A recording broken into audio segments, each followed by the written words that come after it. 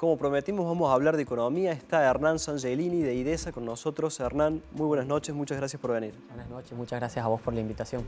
Hernán, estábamos viendo recién el informe económico de nuestra colega Gabriela Orili. Ella decía que eran muy optimistas las metas que se había propuesto el oficialismo nacional, proyectando una inflación anual de 18 puntos y un crecimiento económico de 5 puntos. ¿Cuál es la visión que tienen desde IDESA? Bueno, compartimos con tu compañera de que es una visión muy optimista, tanto para lo que reste de 2024 como para lo que se viene en 2025, porque el gobierno, en sus estimaciones, plantea que este año vamos a terminar con una inflación del 104%, lo que implicaría, como muy bien mencionaba tu compañera, una inflación mensual del 1,2%, y prevén para todo el 2025 una inflación del 18,3%, que si lo vemos mensualmente sería un 1,4%. Esto es demasiado optimista como suelen ser los presupuestos argentinos. Incluso si vemos las expectativas de mercado que realiza el Banco Central, observamos que las estimaciones son del 38% mensual. Estamos hablando de 20 puntos de diferencia. Anual, perdón. Anual, sí. Por lo cual estamos viendo de 20 puntos de diferencia en una inflación anual, lo que es bastante. Y en cuanto al crecimiento económico, 5 puntos también es demasiado optimista. Sí, también porque para hablar de 5 puntos de crecimiento del PBI estamos apuntando a una recuperación de la actividad económica muy fuerte, lo cual por como viene la situación se viene complicado. Habría que ver cómo impactan las reformas laborales, cómo se aplica el RIGI, pero con la perspectiva actual 5% también podríamos decir que es muy optimista.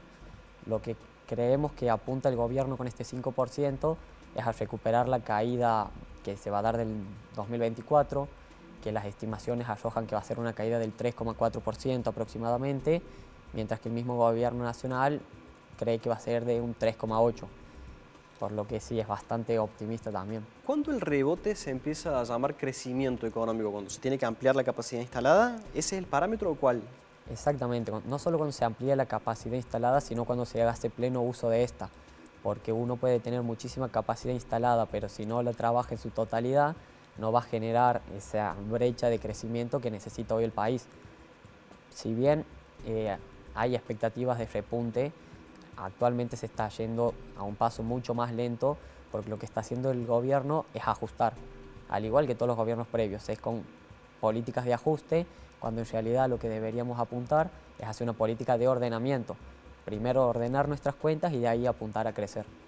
Vemos este optimismo que hay en el gobierno nacional de que empezaría a haber una inflación el año que viene del 1,4, señala. Sin embargo, por lo pronto, hasta ahora, parece que el gobierno nacional se hubiera chocado con un piso en la inflación que no puede perforar, que son los 4 puntos. ¿Qué tendría que cambiar para poder perforar ese piso?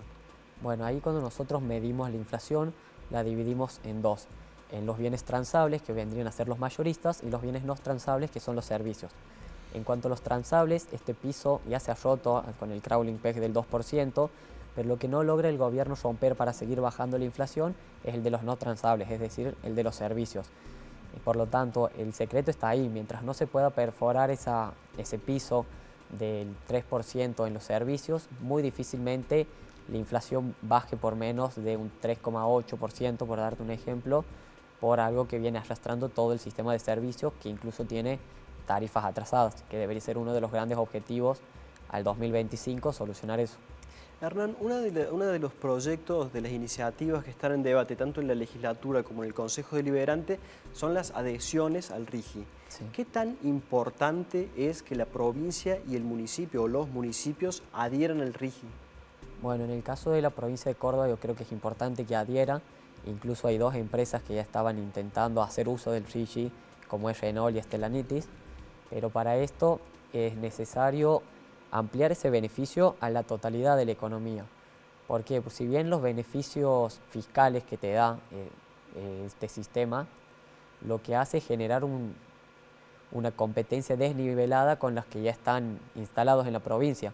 Entonces vos, si bien le estás abriendo la puerta, dando la posibilidad a nuevas empresas a que inviertan, a que generen empleo, estás dejando de lado lo que ya tienes. Por lo tanto, lo interesante aquí sería recalcular esta ley para poder hacerlo más abarcativo a la mayor cantidad de empresas posibles, para que sea más le favorezca más a todos los cordobeses en su conjunto. Digamos, habría que ampliar el alcance y además de aprobarlo hay que aprobarlo rápido. Exactamente, que sea lo más equitativo para las empresas que ya están, tanto como para las que se vengan a instalar, porque si no generas un desnivel en la competencia que a las que ya están instaladas posiblemente hasta las termine fundiendo.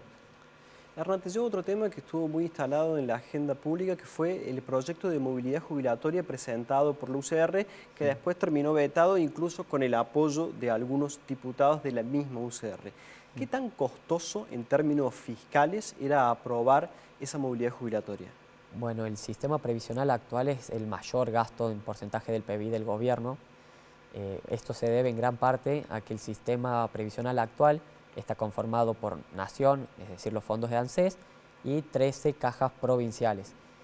Bueno, esto es algo que viene desde hace muchos años. En los 90, 10 provincias transfieren sus cajas a Nación, y aquí es donde se empiezan a generar todos los desequilibrios del sistema previsional argentino que los vemos hasta el día de hoy. ¿Por qué? Porque lo que sucede es que todos los sistemas previsionales de las provincias son deficitarios, partamos de ahí. Pero la diferencia es que en estas 10 provincias que han transferido sus fondos a Nación, ANSES se hace cargo de sus déficits. En cambio, las 13 provincias que mantienen la caja, como puede ser el ejemplo de Córdoba justamente, tienen que financiar sus déficits ellas mismas. Entonces, para llevarlo a tierra, para hacerlo más claro, un ciudadano cordobés cuando paga impuestos para financiar a Nación las cajas previsionales del resto de las provincias y a su vez paga impuestos para financiar al sistema de la caja jubilatoria de Córdoba. Entonces estamos hablando de que es un sistema altamente inequitativo y que genera costos altísimos tanto a la provincia como a nivel nación. Hay otra devaluación en el horizonte, Hernán, preguntándote porque una necesidad es sacar el cepo para recuperar esa competitividad. Sin embargo, ¿se puede ir hacia el levantamiento del cepo sin que haya una nueva devaluación? Se puede avanzar camino a la salida del cepo, es más, para que haya crecimiento económico y este rebote del que hablábamos previamente sea de una forma más favorable para todos los argentinos, es indispensable sacar el cepo. Se puede hacer sin necesidad de hacer una devaluación. Esto generaría mayores flujos, lo que nos podría movilizar nuestra economía de una forma mejor. El problema con eso es que, en mi opinión, es que se está esperando mucho a ver qué pasa con las elecciones legislativas y dudo mucho que previo a las elecciones se saque el cepo. Pero de que se lo puede sacar sin una devaluación más, se lo puede, estamos en condiciones. ¿Cuál es el temor a sacar el cepo? Y el temor a sacar el cepo es más que nada una cuestión de confianza de la gente. Porque si uno saca el cepo y el mercado no reacciona como se espera, va a haber nuevamente un levantamiento de precios, va a hacer que caigan los salarios en términos reales y no sabemos si estamos preparados como sociedad para recibir otro golpe de esa magnitud. Estamos hablando de que podríamos perder poder adquisitivo nuevamente. Ese es el mayor temor. ¿Y qué explica que actualmente el dólar haya bajado tanto, el dólar blue y los dólares financieros? Bueno, por un lado, al dólar financiero se le está inyectando dinero siempre antes del cierre del mercado, lo que, si bien el gobierno no lo dice, pero lo están manteniendo un poco ahí medio fijado. Y el dólar blue lo que pasa son dos puntos. Primero, que no se está emitiendo en la magnitud que se emitía antes. Y segundo, que no hay esa demanda de dólares que existía el año pasado o 2 años atrás, en el que todo el mundo iba a resguardarse en dólares. Entonces esto está haciendo que el dólar se estanque. Aún así, las expectativas es de que siga aumentando un poco más hasta fin del año.